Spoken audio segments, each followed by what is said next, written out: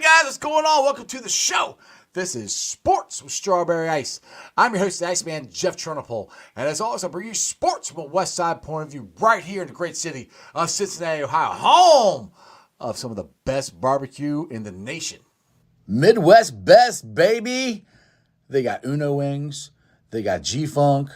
They got CTB wings. They got delicious chili. Dude, it is awesome. Go check out Midwest Best. Tell you every day, go check out Midwest Best, not only for their wings, but their pulled pork sandwiches and everything else they got going on there. Their macaroni and cheese is delicious. There's not a thing there I don't like. Every time I talk about it, it makes me hungry. Anyway, what's going on, everybody? It's Friday, February 22nd, 2024. Thanks for watching. If you found the show, hit that like and subscribe button. Smash that thumbs up. I'm live streaming on ZTV Online, YouTube, Facebook, X, Rumble. And if you're listening on the podcast later on, it's on BeanPod, Apple, iTunes, Spotify, Google, Stitcher Play, pretty much wherever you get your podcast. I appreciate you guys. And as always, I'm coming to you live from this glorious place down here. It's the Ice Cave. And the Ice Cave is brought to you by T Properties. T Properties, quality housing for quality people. Check out the website at www.tpropertiesllc.com for all your rental property management needs and your rental needs. I know we're talking Bearcats today, but you know we hit the jackpot when we drafted Joe Burrow. So if you wanted the jackpot Joey gear, the hats, the hoodies, the flags, any of that stuff, make sure you go right there to jackpotjoey9.com. Remember, portion of the proceeds go to the Joe Burrow Foundation. So you're not only wearing cool stuff, but you're helping out Joe's foundation. And that's what we all need to do is try to help each other out. So it's a good cause. So make sure you go check that out. What is up to everybody in the chat? We got Stranger in there, Brad's in there, Johnny Paps, my boy. Brad's in there. Joey Cars, ETV, what's up? Kevin's in there. And Brad. All right, guys. I don't know if you heard this or not, but I just happened to be flipping around, and the NHL All-Star Game is happening this weekend. And I don't talk hockey much because we don't have a hockey team. But I thought this was kind of interesting, and I tweeted it out, and it's freaking blowing up. But the NHL commissioner was talking about different possible cities of the NHL possibly expanding to sometime, and one that he said that actually came out of his mouth was Cincinnati, Ohio. And I'm going, what? Really? I'm like, wow, okay.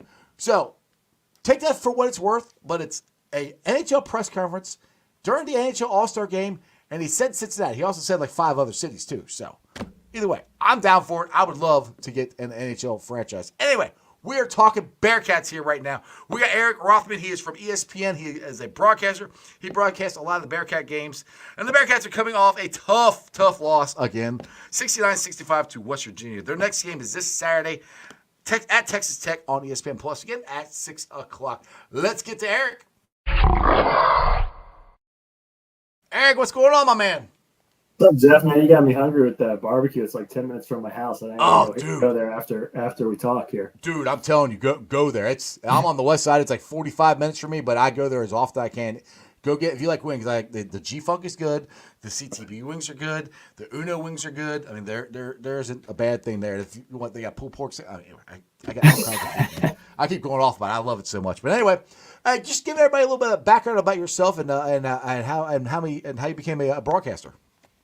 Yeah, so I grew up Cincinnati area. I'm an East Side kid. Went to Amelia High School, and then went to college for broadcasting. Moved out to California kind of on a whim, and started broadcasting. I worked for the Lakers minor league team for a long time, and kind of worked my way up through ESPN. I was out there with ESPN for about 7 years, and then my family and I moved back here to Cincinnati this past summer, and been lucky that ESPN's been very accommodating with my schedule and allowed me to do some hometown games, which has been really cool and something I always wanted to do, and it's been a lot of fun. So it's been a fun season. I know, for fans, like you, not as many wins as you'd be hoping for at this point, but there's been a lot of exciting games, and it's an exciting team. So yeah, I'm pleasantly surprised because we haven't been getting our asses kicked, but just God, we lose every game by either 4 or 2 points. And let's just talk about this last game at West Virginia.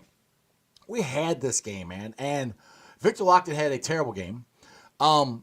But why at the end of the game is he chucking up a 3-pointer? Why is Dade? I mean, they had time, Eric. I mean, they were it's either tied or they were down by 2. I can't remember which. And there's like 2 minutes, maybe less than 2 minutes left, and they're going down there just throwing up 3-pointers. Like it's last second shots. I'm like, what are you doing? I mean, do you think it was all because Johnny Newman got hurt? Because when he got hurt, they just went whoop. Yeah, I mean, I don't know if it was just Newman getting hurt. I think that look, you're up 10 points with 6.5 minutes to go. Right. And it seemed like everything was kind of going Cincinnati's way. It was really similar to the game last week, the UCF game, where Cincinnati struggled in the first half and then kind of blew the doors off in the second half. And that kind of seemed like what was going to happen there in West Virginia. And, I think with Cincinnati, whether it's Newman or whoever, the margin for error is so thin that when you have a guy, with an injury, I think probably what doesn't get talked about enough is CJ Frederick's injury and how that's impacted the whole season. Because in situations like what happened in West Virginia, he's going to be your guy, right? He's going to be your guy that's going to take that last shot. Yeah, right. Exactly. And so when you don't have that guy, when you don't have the one guy that okay, we're working a play for him to get a 3-pointer or last second shot, whatever it is, then you're relying on guys that aren't as experienced. You're relying on a Dan Skillings. You're relying on a Day Thomas. In this case, Victor Lockett. Look, it wasn't a good shot. He hadn't made a field goal all game. So, that's not the shot that coach would have wanted. So right. I think that's when you look at these close games that Frederick hasn't played in, to me, that's the missing piece, right? It's when you have a margin of error that's so thin already, you lose a guy like Frederick, and it's like, okay, well, in these tight games, who's going to be our guy? There's been games, where guys have stepped up. Skillings has stepped up a couple times. Day had a great game against TCU. Yep. But there hasn't been that consistency that you're looking for that probably the upper echelon teams in the Big 12 have. Yeah, exactly. I agree with that completely. There's not a guy like a Steve Logan or like a Kenyon Martin or guys like that who are like, all right, give that guy the ball and he's either going to make the shot or he's going to at least get you in the right play, to make the right pass, to make the right decision. We don't have that guy right there. Dan Skillings has made a shot to win a game. Day-Day's made a shot to win a game. But they're not consistent. The thing is that I like about this team is it's frustrating, but they are in all these games. Yeah. The thing is, for me, I'm looking forward but looking to next year of what they're getting out of this year. As long as they don't get to the point where they're like, geez, we can't win a game, and they lose their confidence. That's the part where I'm afraid that might happen. But if they can get through this, and next year you can go through this and they can figure out who that guy is, next year bodes well for them to have a pretty good team next year, I think. It's pretty much, as long as everybody doesn't transfer, because you never know in this day and age of college basketball, they could have a pretty good team next year. Yeah, I think the transfer is the key thing. I think, for Cincinnati this year, it's about establishing an identity in this conference, right? What kind of a team are you going to be that you can go recruit off of, right? Because you're now talking to a different type of player than you talked to in the American Conference or Conference USA or even in the Big East when you were there. So you have to. It's a sport now where the players have all the leverage, right? Because they can transfer, they can seek NIL deals, they can. So if you're a recruit, if you're a transfer recruit, or you're a recruit coming out of high school or junior college, whatever it is, it's a buyer's market. If you're the player. So what is Cincinnati in the Big 12? That's what I would ask if I'm a player. And so I think they've done an excellent job this year of establishing the kind of team that they are. And if they build off of this, and my guess is this is the type of team that Wes Miller wants to build. So he's going to continue to get guys that kind of match this MO. But hard-nosed defense, rebounding, going to knock guys on their butts. That's the culture you're building. And so that's going to attract those types of players that want to play in that type of system. This is year one. So, recruits out there had no idea what they were going to get with in the Big 12. So I think Wes Miller has done a great job. The transfers he's brought in, I think have, probably overexcelled a little bit compared to what they've done in the past. I think you look at Day Thomas. To me, I'm a huge Day fan. I know the fans, at the beginning of the season were kind of down on him and, wanting a little bit more. I think he's gotten better as the season's progressed. Gotten better. John Newman offensively has grown leaps and bounds. Skillings, you see flashes of it. Mm-hmm. So are you where you want to be? To your point, no. But I agree with you that if this is the type of, culture and a product that you're building, that you can go out on the recruiting trail and say, hey, this is what UC basketball means. And there's going to be no easy games, and these are the type of players that we want. I think it's a lot easier to attract guys that way. Right, exactly. When you say that, I mean, it reminds me of Huggins. I mean, Yeah. tenacious defense, rebounding, guarding your asses off. That's Bearcat basketball in general. That's what we cut our teeth on back in the '90s of being a team that went to the Final Four and Elite Eights and all the success we had back then. So I love that part, and not only like Biggie here says, he said we got the kid from Taft coming in next year, Rayvon. So that's even that right there to itself is going to make this team next year even better. So the point is this: I think we're on the right track. It's just like I said, my thing. We got to win some of these. I think because of the mental point of this for these kids.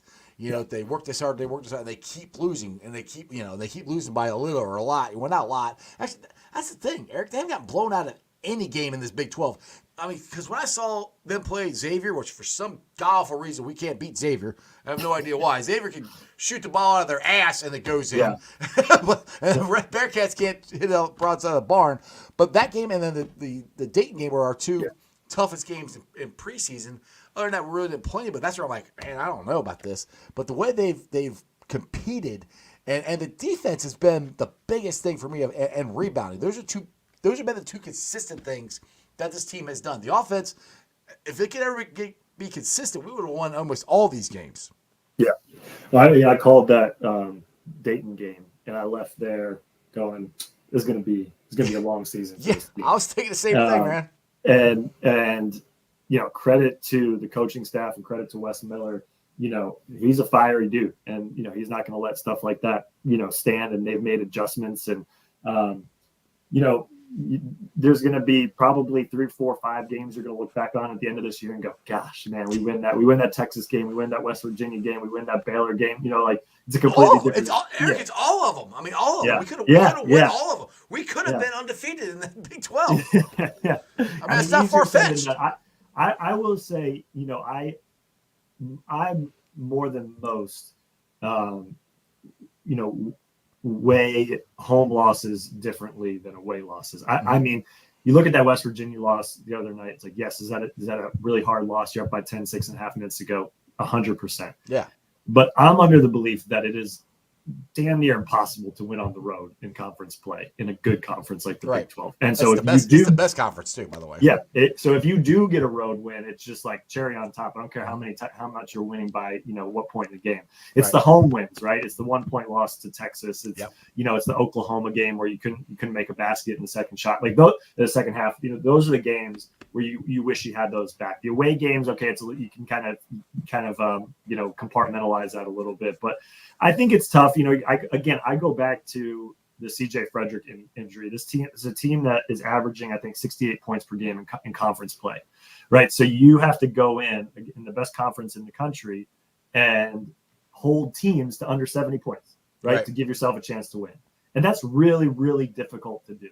Mm-hmm. And it's a testament to how good they are defensively that they've done it almost every single game. Right. And they're just, you mentioned it, but they're just missing that one piece. I don't know if CJ Frederick's that guy, but I do know that, you look at the dynamic of what that offense is with him on the floor and him off the floor. I mean, he's a 45% 3-point shooter, right? And this is a team that shoots, I think, 28% in conference play. They've shot from 3. Mm-hmm. So, you bring a guy like that onto the floor, and all of a sudden the defense has to focus on him. They can't focus on Skillings. They can't focus on Locken or whoever it is. And that leaves those guys open to make opportunities. And so it's just tough. It's just a tough spot to be in it. And, if he comes back, if Frederick comes back in the next week and is healthy for the Big 12 tournament, who knows? I mean, you've shown, they've shown what they can do against this conference. So. Yeah, exactly. I mean, they shot, I think, 33 pointers in the last game that you did. Yeah. That's the thing. It's like, and that's one thing that when they went on their run and got their lead, they, for the first time I saw, they stopped shooting 3-pointers. And for a little while, they started getting the ball down low. And that's like, I'll be sitting screaming at the TV, quit shooting 3-pointers. They're not going in. Which, I mean, I know everybody wants to shoot 3-pointers. That's the new way of basketball now, which I'm not a big fan of. But that's the thing is, like, everybody's like, oh, the next one's going to go. The next one's going to go. That's where sometimes I wish Wes would just go, get the ball down low. We got 3 7-footers. I mean, we're bigger than everybody. Give them the ball and let them go score. Yeah, I mean, I think that's a part of it. But, I mean, I think if you go back and you look at that game, against West Virginia, where they really started to take off is when they brought in Day and Jizzle together, yes, which I like that. they don't do very often. Right. And every analyst that I've worked with this year, and I worked with Tim Welsh on the other night in West Virginia. We've called a couple Cincinnati games together. He was a former coach of Providence. Every time he's called a Cincinnati game, goes on air, he says it. I wish they would put those two on the floor more. It's not to say that combination is going to work for 10 or 15 minutes at a time, but I think what you saw there in that 5-6 minute stretch in the second half is it's a different tempo. They're both really good handling the basketball and driving into the lane, and that opens up easy baskets for Bandego or for Locken or a kick out to Skillings or whoever it is. So I like that dynamic. I thought it was I didn't really understand why they went away from that in the down the stretch, there against West Virginia, because it was working so well at the start of the second half. I'm not a coach, but who knows? But you play one on TV, though, right? Yeah, exactly. Yeah, you stayed at a Holiday Inn last night. I played one on TV. No, I would like to see some more stuff like that, because I think you're right. In a game where they were 1 for 10 or 1 for 11 from three in the first half, and then they did start going down in the second half. But when that's all you're relying on, it's the age old saying, right? Live by the three, die by the three, and that's kind of what happened there in the last 2 minutes of that game. Yeah, exactly. And I agree with you putting James and Day on there, because it gives you two elite ball handlers on there to help get them in the situation, especially when going down the stretch and you're under pressure. You don't really want the ball in Victor Locken's hand. You want it in Day or Jizzles. And, they've shown to make the best decisions. I mean, out of everybody we have right now, I mean, Day lost the ball, and we've turned the ball over way too many times this year, to be honest. That's another. I mean, that's on the ball handling there. But the other thing is, we've missed a lot of easy shots. I didn't notice it so much in the West Virginia game, but games in the past before, you've probably seen them, where they go up, they've missed dunks, they'll miss easy putbacks. We get the rebound, they put it back up, miss it, grab it again, put it back up. That's a lot of stuff that I'm surprised of. I've never seen a team miss that many easy. Back in the day we call them bunnies, but easy layups like that. Yeah, I mean, I think it's a matter of execution, and I mean, the one thing that they do well that makes up for it is they're top 10 or 12 in the nation in offensive rebounding. So they do a good job of getting those second chance points and those opportunities. But it's the same thing when it's layups or free throws or turnovers, right? That's execution, and but you have to also, as a fan, I think, and I know a lot of times it's hard. So trust me, I know from being fans of plenty of average to good teams over the years, not University of Cincinnati, but you have to look at the makeup of the roster, right? You have to look at a guy like Dan Skillings, who's been playing basketball since 9th, 10th grade. I mean, he's barely played organized basketball. Yeah. He's a sophomore. You got a guy like Day Thomas, who is his first year in Division I, and he's arguably one of the best defensive guards in the best conference in the country. Jizzle James is a true freshman. Newman is probably the only guy on the roster that you look at and has had significant big time college level experience. I mean, even Aziz, he was at Utah Valley. I mean, you're not playing a ton of big time games at Utah Valley. So I think you look at it like that and you go, man, all these guys from where they were last year, most of them, transfers, to now playing in front of 12,000 people, at Fifth Third Arena, every night. The place is rocking. Or even more on the road. Exactly. Against top 25 competition, it's like, well, yeah, they're gonna make mistakes, and do you want your execution to be better? 100%. But it's tough to be mad when 2 minutes left in every single game. You're right there. Yeah, right. You're in it, exactly. Let's get some of the questions here. Let's see here. The biggest says, when was the last time UC has been a good shooting threes? He says Steve Logan. That's probably and we've never been a team that was good at shooting threes. We've had a player, that could shoot. That's what I always remember. I don't remember us actually being. But that's one thing I think, and that's the new formula. Thanks to the Golden State Warriors and in basketball in general. And West wants to play like that. He wants them to shoot a lot of threes. And the thing is, the threes they're shooting for the most part, they're open. I mean, they're not bad shots. They're just not making them. You know, I mean, if they go down, we're winning all these games. So I mean, I can't like except for Victor Lockton's that one out, and Day Thomas. You know, those two are bad. But for the most part, for that last game, it's in the rhythm of the offense, and that's one thing that I have noticed too is it's not a lot of ball stoppage or whatever. You know, it's a lot of ball movement and movement of the players, which I personally like. I think that's fun to watch. And that's why I have a hard time getting into the NBA anymore because it's all just one guy dribbles and then he shoots a three-pointer, and I just have a hard time getting into it anymore. I grew up with Bird, Magic, and Jordan. You know, the real NBA, I call it. Now I don't know what that stuff is.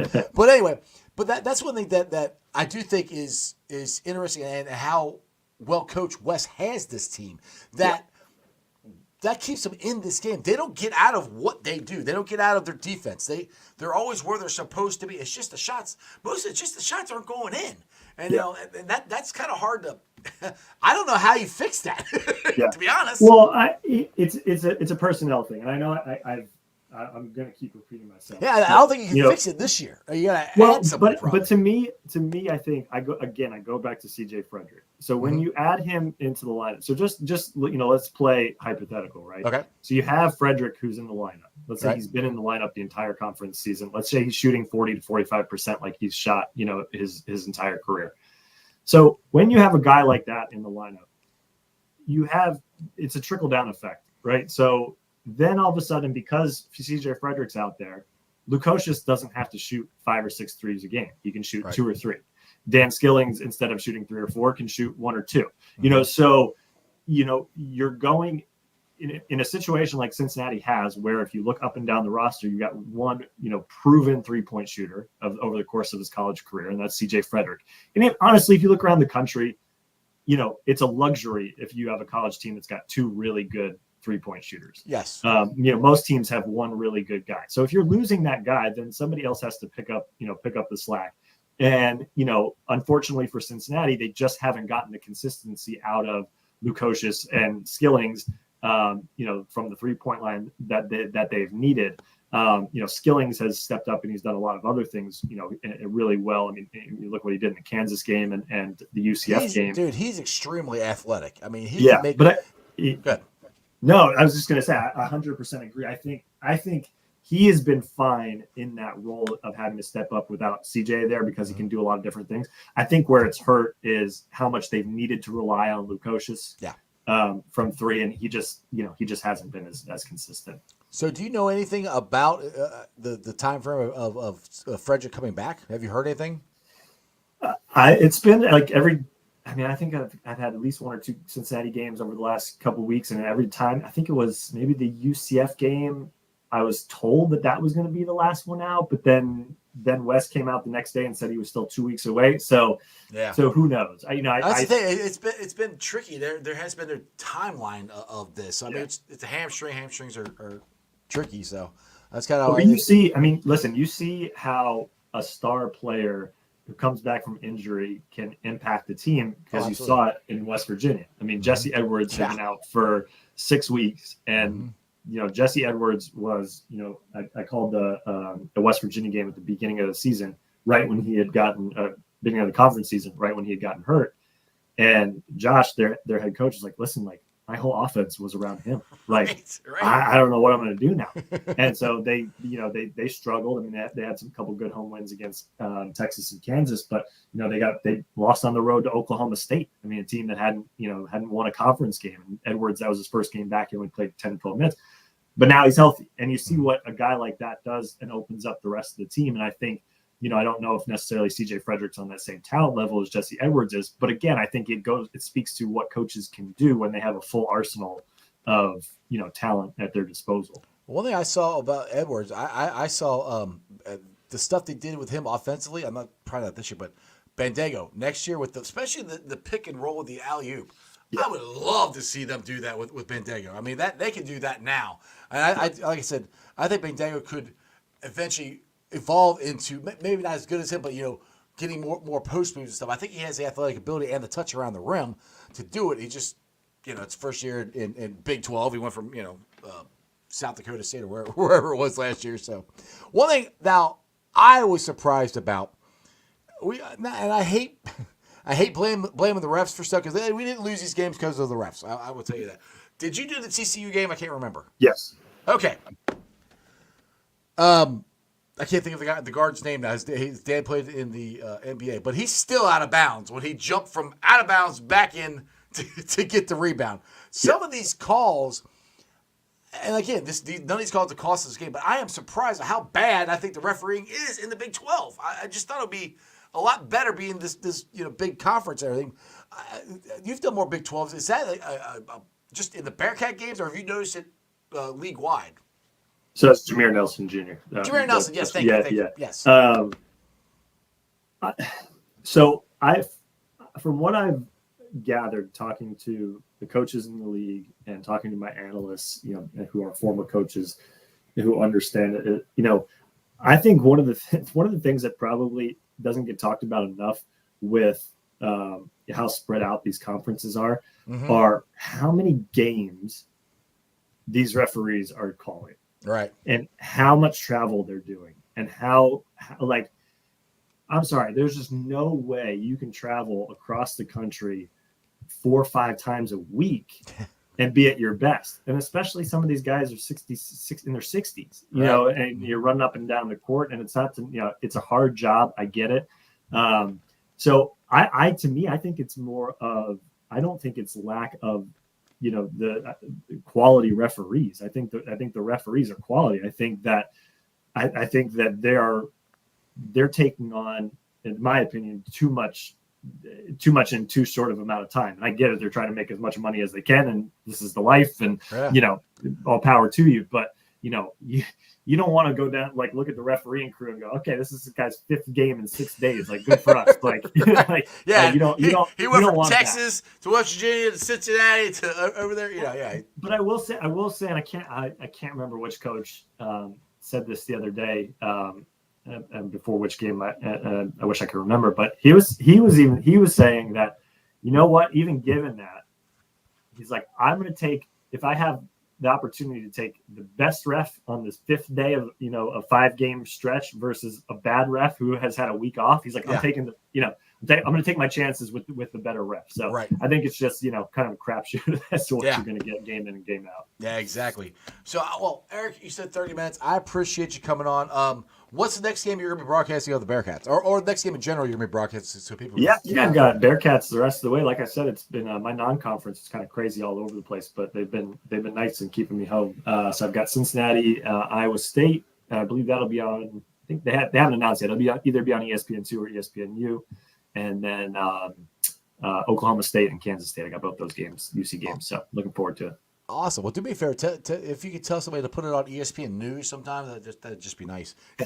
Hey, man, it's not going. Trust me, it's not going anywhere. I know. ESPN Plus is the way of the future, and I know. And I keep getting told the ratings are bigger than on ESPNU. So we'll see. We'll see what they keep doing. But they might get rid of all. It'll be ESPN2, ESPN, and ESPN Plus. And that's it. They get rid of the rest of them. It'll all be on your computer. There you go. All right, Eric.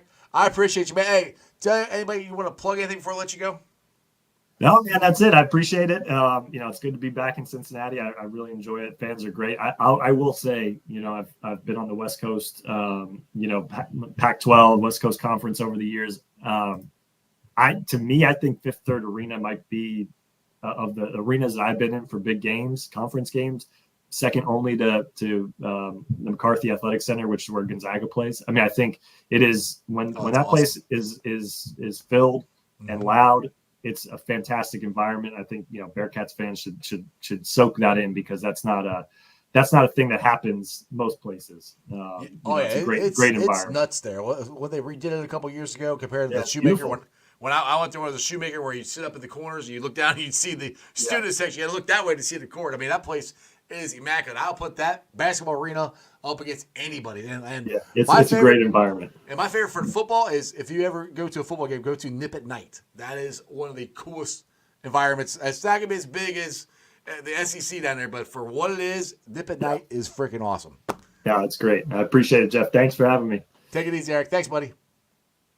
All right, guys. Hope you enjoyed that as much as I did. Shout out to my former neighbor, Jim, for hooking me up with that, which I probably should have told him I was going to have him on. I didn't tell him. So anyway, that was pretty cool having Eric on. Like I said, he's going to be broadcasting not this Saturday. I don't know who's going to be broadcasting this Saturday. He's going to be on ESPN Plus, but he will be broadcasting a couple more Bearcat games.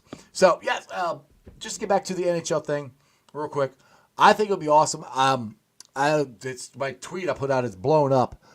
So for people who don't know, I said at the beginning of the show that the NHL commissioner said, now he said this because this weekend is the NHL All-Star game. So tonight's a skills competition. And for those of you who don't know, I love hockey. My son grew up playing travel hockey, so we traveled all over the place before I even started doing this show when he was back in middle school, elementary school, high school, all the way. He played for University of Cincinnati his freshman year. So I'm a big hockey guy. I don't talk about it a lot because, well, we don't have a hockey team. But the NHL commissioner came out and they were asking him about possible cities for an NHL team, and he mentioned Cincinnati, which I'm like, really? I'm like, that would be awesome. And then a big debate came out on Twitter. It's like, well, where are they going to put it? Well, all this stuff. Like, look, for me, if we get an NHL franchise, you tear down, I still call it the Coliseum, US Bank, wherever the hell they call it now, tear that one down and put it right there. And people are like, oh, you can have the NHL team in that arena. No, if you've ever been to an NHL arena, go watch a Columbus Blue Jackets game. Nationwide Arena is awesome. It's a great place to go watch a hockey game. That's what we need. And people are like, well, I don't know if some people have said, well, I don't know if we can fit it in there. Well, again, showing my age, if you guys are around when they built the new baseball stadium, the way they had it was Riverfront was here, the Coliseum was here, and there was a walkway. And they fit the baseball stadium in between that. So if they can fit the baseball GABP in between all that, they can tear the Coliseum down and build a new NHL arena down there. In my opinion, there's lots of engineering ingenuity around that could do that. And then the next debate was, what do you call them? And look, back in the 70s, they had the World Hockey League. And that's, if you don't know, they merged with the NHL. And for some reason, our team got cut. And our team was Cincinnati Stingers, they're really cool looking sweaters and everything. I just have a hard time with it being black and yellow. It's too much like the freaking Pittsburgh. And like if you call them the Stingers, you can't make it orange and black. It'd be a Stinger. That'd be the Stinger is like a yellow jacket, a bumblebee. I'm like, I don't know. So my choice would be the Cincinnati Cyclones. Red, black, white. The Cyclones. That's what I like to pick. Anyway. I started geeking out about it. I got excited about it. This might not happen at all. It might be. If it does, it might be 10 years down the line. I think it would be awesome. But hey, if you guys want to tweet out the NHL to Cincinnati hashtag, or I got it out there somewhere because somebody, I think since the shirt started something like that. So if you guys want to tweet that out and tell the NHL we want them to come here, because look, some people told me they're like, well, they can't do that because Columbus Blue Jackets are up there. I'm like, well, we have the Cincinnati or the FCC and we have the Columbus Crew.